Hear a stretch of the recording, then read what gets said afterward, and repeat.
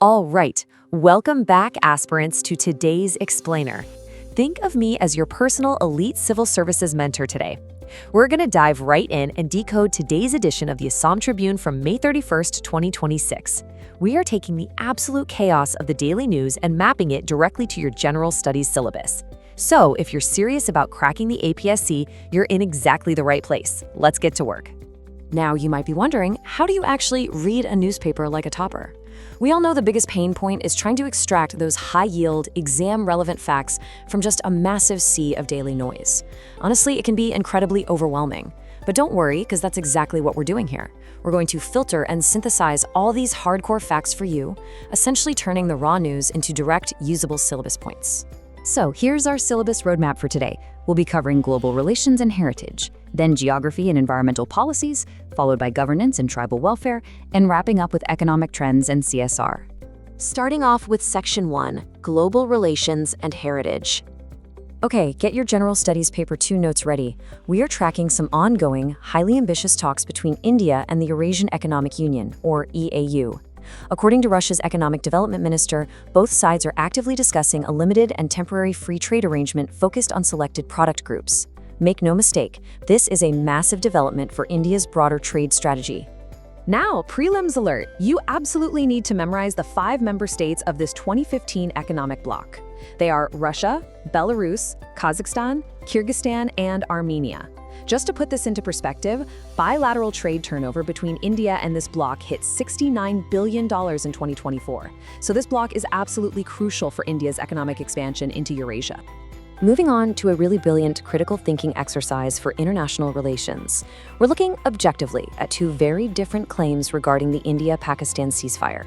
On one side, you have U.S. Secretary of War Pete Hegseth recently crediting President Donald Trump with brokering the peace.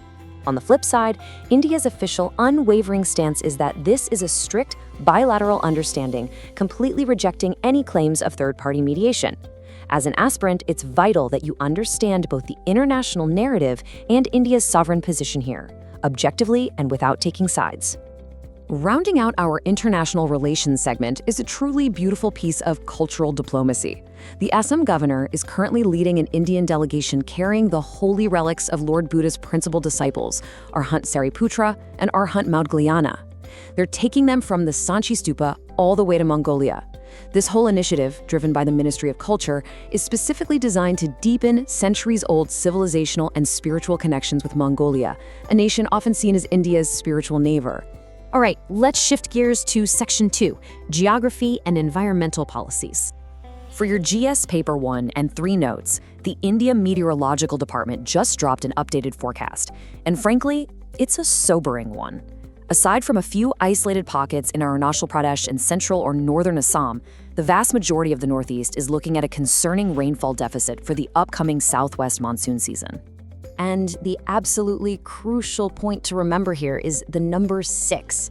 This marks the potential 6th consecutive year of below normal rains for the Northeast region. Write that down. This is a massive, highly specific data point you can use in your environmental essays, especially when you're discussing regional climate change impacts and agricultural stress in Assam. But as a future administrator, you always need to contrast the regional picture with the national one. Nationally, the southwest monsoon seasonal rainfall is projected to be 90% of the long period average, or LPA. So while the Northeast is facing localized deficits, this overarching national 90% figure is what's going to dictate the big picture macroeconomic and agricultural strategies coming out of New Delhi. In direct response to these kinds of environmental stressors, we're seeing a massive policy push for sustainable agriculture. Get this. Agriculture ministers from 22 states aren't just supporting natural farming on paper, they are actively adopting and experimenting with it on their own personal farms. It's a pretty remarkable top-down effort aimed at inspiring ground-level farmer confidence in balanced fertilization. Moving right along to Section 3, Governance and Tribal Welfare. Mark this one down as a perfect, ready-to-use case study for your mains GS Paper 2. Follow these mechanics closely because this step-by-step breakdown shows exactly how the Udalguri District Administration successfully executed a nationwide campaign.